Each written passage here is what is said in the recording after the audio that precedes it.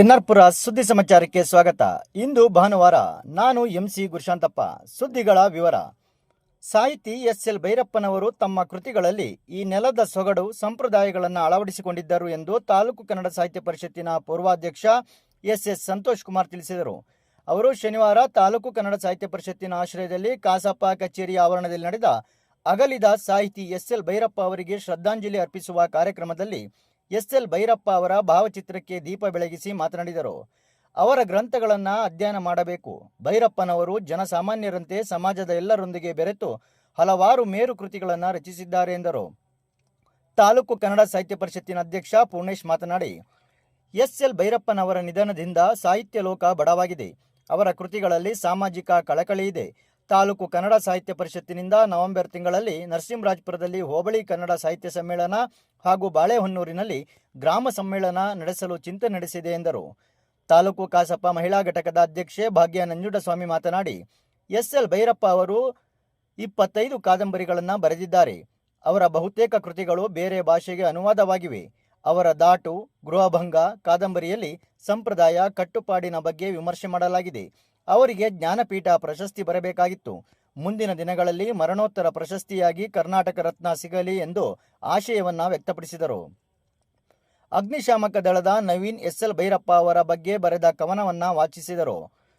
ಸಭೆಯಲ್ಲಿ ಪಟ್ಟಣ ಪಂಚಾಯಿತಿ ಸ್ಥಾಯಿ ಸಮಿತಿ ಅಧ್ಯಕ್ಷ ಪ್ರಶಾಂತ್ ಎಲ್ ಶೆಟ್ಟಿ, ಕಡೈನಬೇಲು ಗ್ರಾಮ ಪಂಚಾಯಿತಿ ಉಪಾಧ್ಯಕ್ಷ ಸುನಿಲ್ ಕುಮಾರ್, ಕಸಾಪ ಹೋಬಳಿ ಅಧ್ಯಕ್ಷ ಉದಯ್ ಗಿಲ್ಲಿ, ಪ್ರಧಾನ ಕಾರ್ಯದರ್ಶಿ ನಂದಿನಿ ಆಲಂದೂರು, ಕಸಾಪ ಸದಸ್ಯರುಗಳಾದ ಪಿಸಿ ಮ್ಯಾಥ್ಯೂ, ವಾಣಿ ನರೇಂದ್ರ, ವಾಸಂತಿ, ಜಯಂತಿ, ಶೈಲಾ, ಕೆಎಸ್ ರಾಜ್ಕುಮಾರ್, ನಂದೀಶ್, ನವೀನ್ ಹುಸೇನ್, ಸುನೀತಾ ಮತ್ತಿತರರು ಉಪಸ್ಥಿತರಿದ್ದರು. ಇಡೀ ದೇಶಾದ್ಯಂತ ಅಂತಾರಾಷ್ಟ್ರೀಯ ಮಟ್ಟದಲ್ಲೂ ಮನೆ ಮಾತಾಗಿದ್ದಾರೆ. ಅವರ ಕೃತಿಗಳು ಹೆಚ್ಚು ಅರ್ಥಪೂರ್ಣ ಆಗಲಿಕ್ಕೆ ಕಾರಣ ಈ ನೆಲದ ಸೊಗಡನ್ನು ಒಳಗೊಂಡಿರುವಂಥದ್ದು ಮತ್ತು ಸಂಪ್ರದಾಯಗಳನ್ನ ಎಲ್ಲ ರೀತಿಯ ಸಾಮಾಜಿಕ ಜೀವನವನ್ನ ಅದರೊಳಗೆ ಅಳವಡಿಸಿಕೊಂಡು ಸಾಹಿತ್ಯ ರಚನೆ ಮಾಡಿರುವಂಥದ್ದು. ಹಾಗಾಗಿ ನಮ್ಮ ನೋವೇನಂದ್ರೆ ಈ ರೀತಿಯ ಸಾಹಿತಿಗಳು ಮುಂದಿನ ದಿನಗಳಲ್ಲಿ ಯಾರು ಬರ್ತಾ ಇದ್ದಾರೆ. ಈಗ ನಮ್ಮ ಸದಸ್ಯರು ಹೇಳಿದಾಗೆ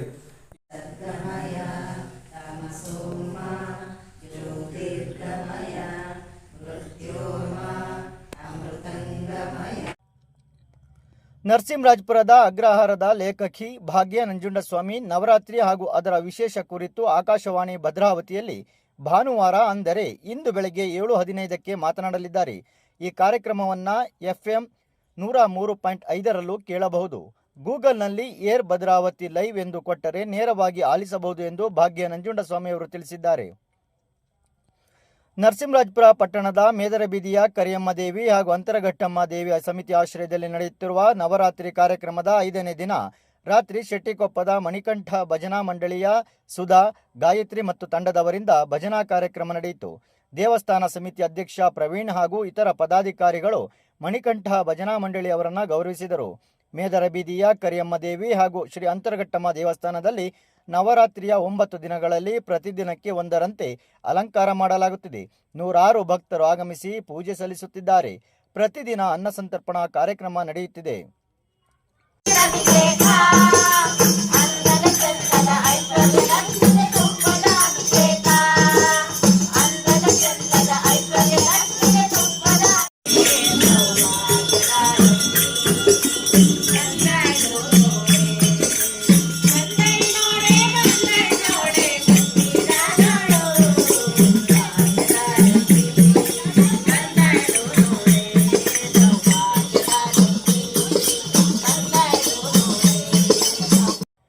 ನರಸಿಂಹರಾಜಪುರ ತಾಲೂಕಿನ ಶೆಟ್ಟಿಕೊಪ್ಪದ ಸರ್ಕಾರಿ ಹಿರಿಯ ಪ್ರಾಥಮಿಕ ಶಾಲೆಯ ದೈಹಿಕ ಶಿಕ್ಷಕಿ ಪಿ.ವಿ. ಶುಭಾ ಅವರು ಮೂಡುಬಿದಿರೆ ಆಳ್ವಾಸ್ ಶಿಕ್ಷಣ ಸಂಸ್ಥೆಯಲ್ಲಿ ಶುಕ್ರವಾರ ನಡೆದ ರಾಜ್ಯ ಮಟ್ಟದ ದೈಹಿಕ ಶಿಕ್ಷಣ ಶಿಕ್ಷಕರ ಕ್ರೀಡಾಕೂಟದಲ್ಲಿ ಭಾಗವಹಿಸಿ ಗುಂಡು ಎಸೆತ ಸ್ಪರ್ಧೆಯಲ್ಲಿ ದ್ವಿತೀಯ ಸ್ಥಾನ ಪಡೆದಿರುತ್ತಾರೆ.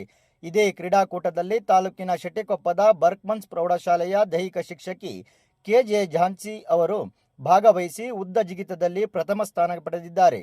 ಅಲ್ಲದೆ 100 ಮೀಟರ್ ಓಟದಲ್ಲಿ ತೃತೀಯ ಸ್ಥಾನವನ್ನು ಪಡೆದಿದ್ದಾರೆ. ನರಸಿಂಹರಾಜಪುರ ಪಟ್ಟಣದ ಮೀನು ಮಾರುಕಟ್ಟೆಗೆ ಮಲ್ಪೆ ಬೀಚಿನಿಂದ ಬಂದಿದ್ದ ಮೀನುಗಳ ಬಾಕ್ಸ್ನಲ್ಲಿ ಒಂದು ಅಪರೂಪವಾದ 250 ಗ್ರಾಂ ತೂಕದ ಬಣ್ಣದ 2 ಮೀನು ಬಂದಿದ್ದು ಅಂಗಡಿಯವರು ಇದನ್ನು ಮಾರುಕಟ್ಟೆಯಲ್ಲಿ ಪ್ರದರ್ಶನಕ್ಕೆ ಇಟ್ಟಿದ್ದರು. ಈ ರೀತಿಯ ಬಣ್ಣದ ಮೀನುಗಳು ಅಪರೂಪವಾಗಿದ್ದು ಅಲ್ಲಿಗೆ ಬಂದಿದ್ದ ಗ್ರಾಹಕರೊಬ್ಬರು ತಮ್ಮ ಮೊಬೈಲ್ನಿಂದ ಫೋಟೋವನ್ನು ಕ್ಲಿಕ್ಕಿಸಿದ್ದಾರೆ.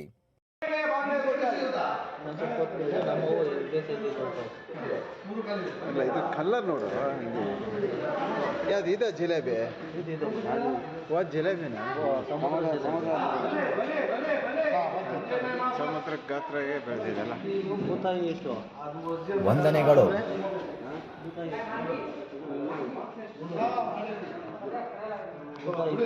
ವಂದನೆಗಳು.